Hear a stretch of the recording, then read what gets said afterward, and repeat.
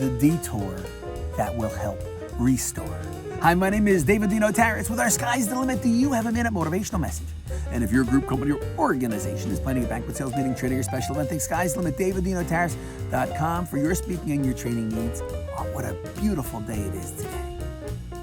A detour that will help restore. Restore what, Dave? Restore your passion, restore your energy, restore your enthusiasm. Sometimes with a detour when we're told we're not needed anymore or wanted anymore.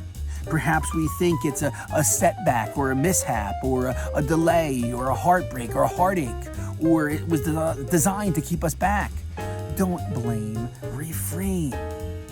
It's a detour to help restore. Restore your passion, restore your energy, restore your enthusiasm. Face it, embrace it. Don't ignore the detour. It's meant to restore. It's not the end of the road, it's a bend in the road. Don't give up, don't give in. It's a detour that will restore.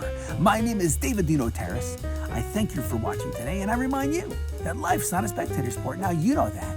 You get out there today, enjoy this beautiful day, and make it a great day. I know we can do it, my friend.